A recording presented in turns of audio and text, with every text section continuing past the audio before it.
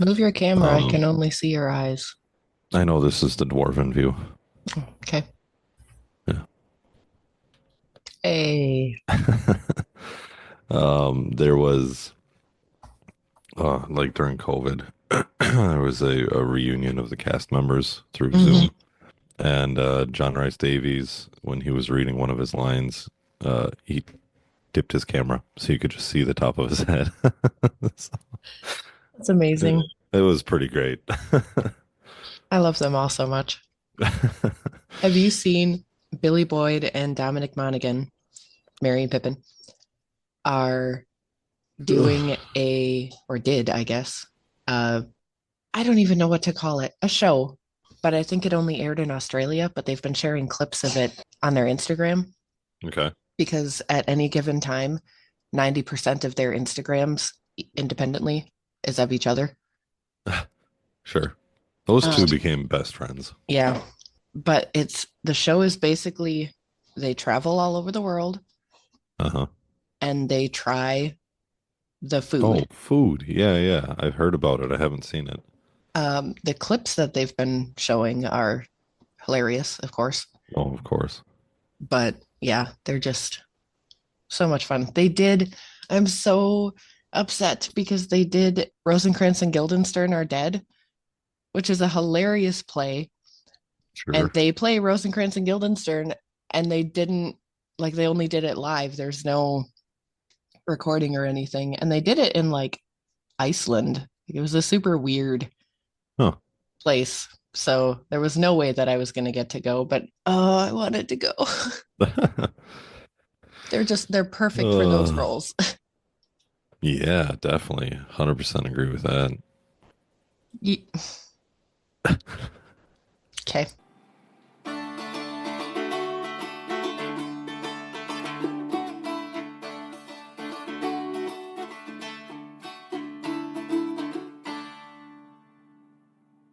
Welcome to Words Are Hard, a writing and editing podcast. I'm your host, Ramsey, the extrovert in charge of keeping the conversation flowing.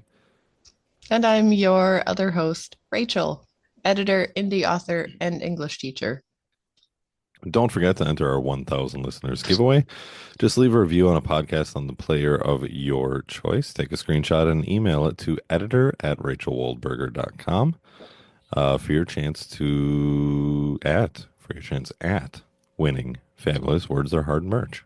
Which we will show you soon. Yep, as soon as we figure out what we're doing. We mostly have, like, we have several ideas. We just have to Yeah, narrow it down. That's yeah, the we just got to problem. do it. So keep trucking away out there, podcast listener land. And we will be doing that giveaway soon. As soon as we hit nine, or not nine, 1,000. And we Um, have hit 900, so we're climbing up there. we're climbing up there.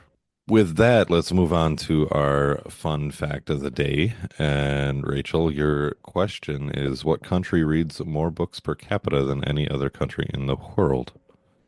I'm going to go with Iceland. Yeah, I was going to come up with something witty to say, but yes, Is it go really? figure. Yeah, it is Iceland. Sweet. Go figure. You would know something like that. So Iceland, yeah, they do read more books per capita than any other country in the world. It's at a rate of 3.5 books per every 1,000 inhabitants. Wow. That's how many books are in there, and there's 330,000 inhabitants. Sweet. So there's a ton of books. They read, I think the average citizen reads 8 books a year, which apparently is a lot. Sorry, one second. Hey,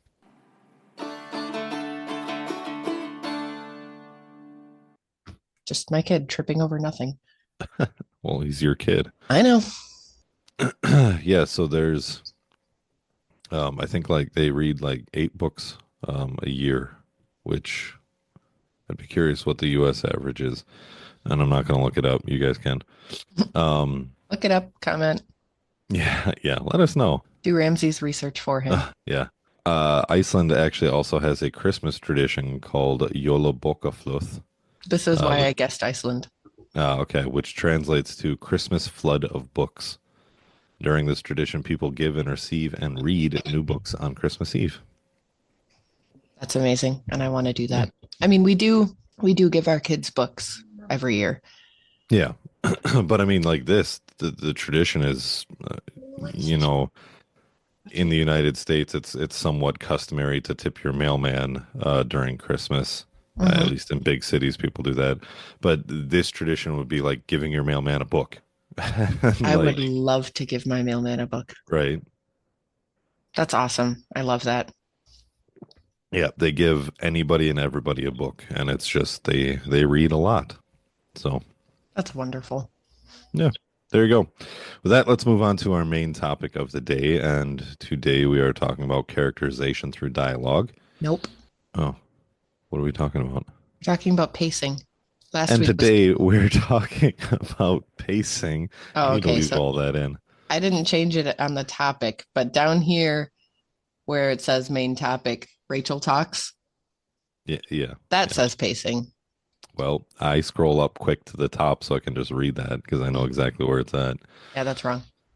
Well, our main topic today is pacing. So, what is pacing?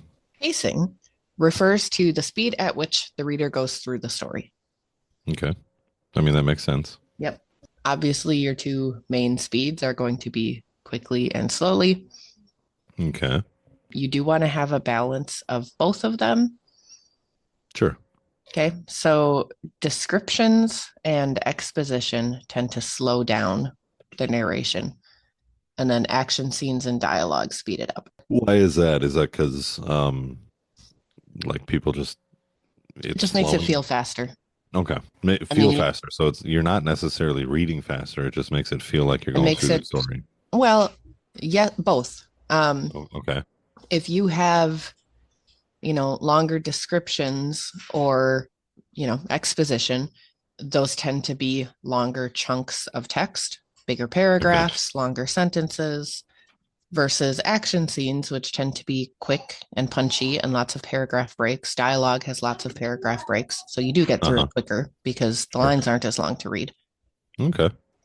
So, how to use pacing in your story? I have a handful of bullet points here. Okay. This is not really in any particular order, but the one that I think of the most as the line editor is vary your sentence length. Okay. You want a mixture of short, medium, and long sentences.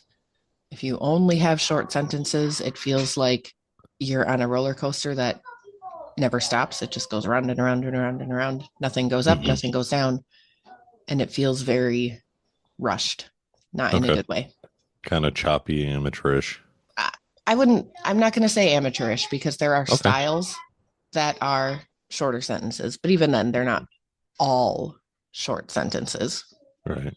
Medium sentences are great, but if you only have medium sentences, it tends to feel monotonous. Okay.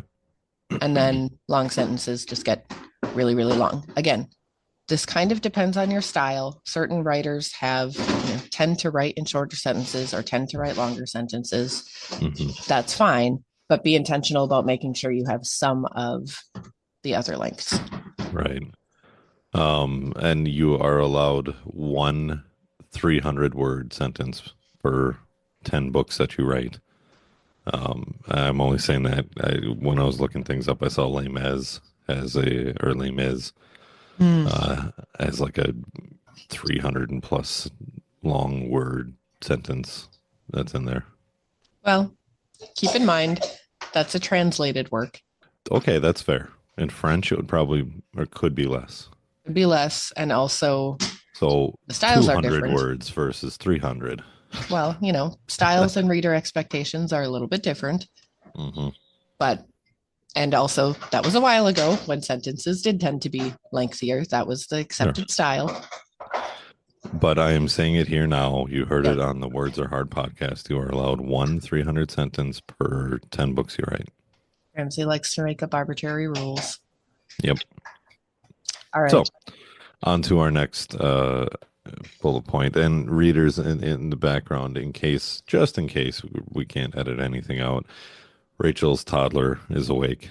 So He's not a he's, toddler anymore. He is a preschooler. It's still toddler.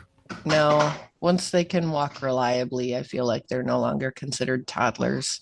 Oh. Although we did just listen to him fall over nothing, so maybe he still is. I don't. He took out his um, bin full of blocks. Okay, so if we're not going to call them toddlers, can we call them toddlings?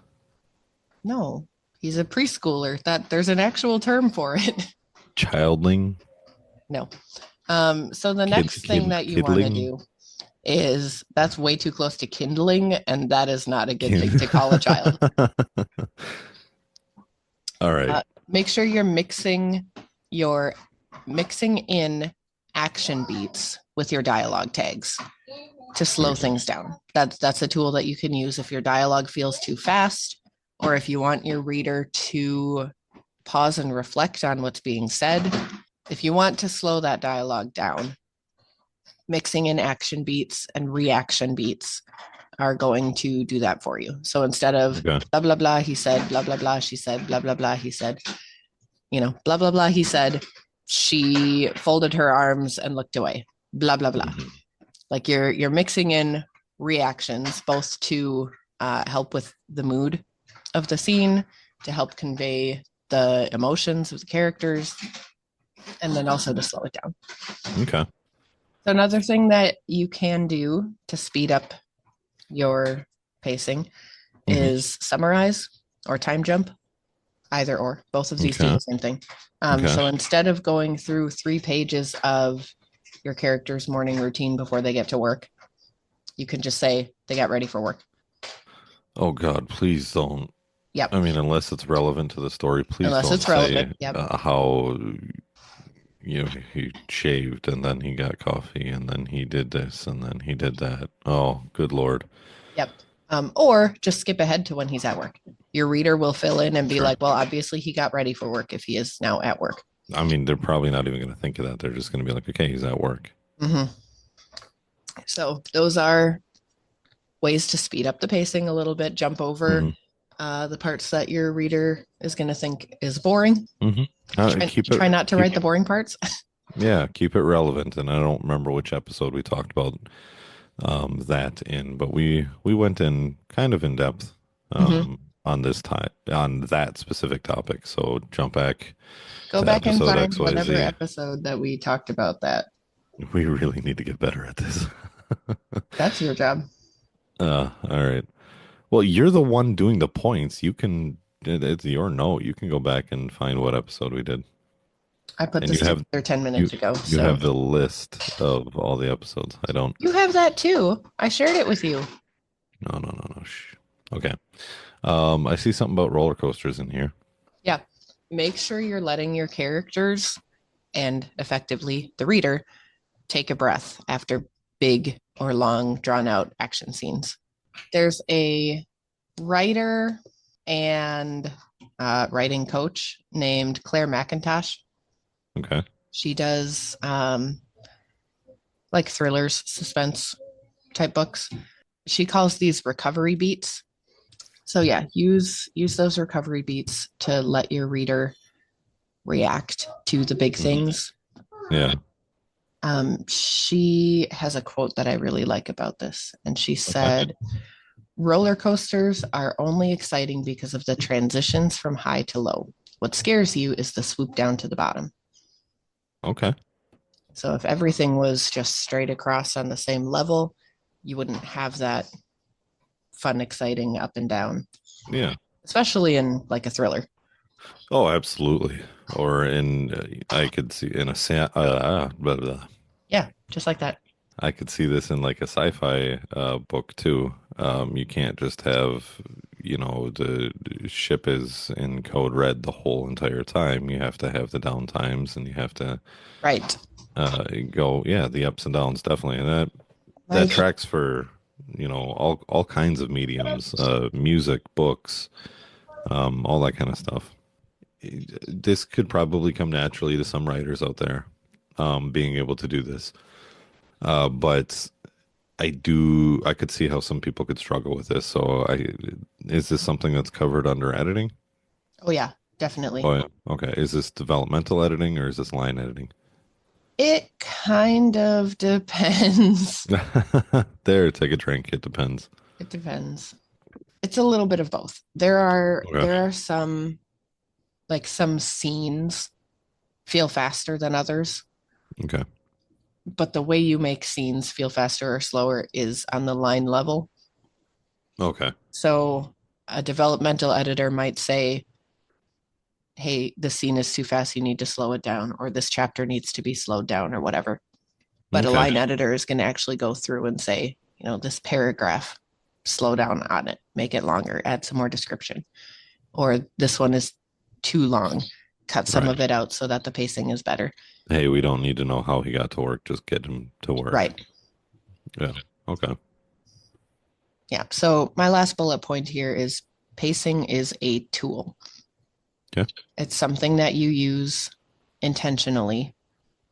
You're using those fast beats and scenes to give the reader a feeling of anticipation or make them feel rushed or excited. This works really well, like in a fight scene. If the Sure. sentences are quick and they just keep coming at you, you feel a little bit off balance, just like your character should. Hmm. Your heart rate might elevate a little. Yep. It's building Okay. tension. It's making the reader feel, oh my gosh, what's going to happen next? You know? Yeah. But you also need those slow beats to let them sink into the moment and let them contemplate, let them reflect on what just happened, let them breathe Sure. after all of that action. You probably don't read enough of these, so I probably won't get a straight answer for you from you. Fair enough. But like we were talking about Claire McIntosh, and you said she's a thriller or horror. Thriller. Have you, or maybe have you ever heard of anybody actually getting like a jump scare from a book? Oh, yeah. Yeah. That's why I can't read scary books. Okay, like legit jump scare, like I mean, obviously, nothing is like jumping popping out at at you you. from the page. Okay, right. But yeah, you have something that just shows up out of nowhere, and you're like, yes. And Oh, books can be very scary. Like when you're yeah. picturing things, like, yes, absolutely. And the pacing, especially in thrillers and suspense and Oh, mysteries, it's is got to be so super important. important. Yeah, Yes. It's important for every story, but right. That one specifically, that genre needs to have that because I mean that kind of makes the genre. yes. Yeah, that's like a definition of genre. Okay. So anything else to add about pacing? I had a thought and I got distracted No, go by figure. my child. Here's a fun fact for you with pacing. The only thing I can ever think of is like NASCAR. So what does NASCAR stand for? I don't know. National. Uh-oh. I forgot. Uh, Listeners, what does NASCAR stand for? no, it's National Association and Stock Car Automotive Racing. National Association of Stock Car Automotive Racing, NASCAR. That's super on topic. Well, pacing. As your editor, It's that's there. something I would ask you to cut.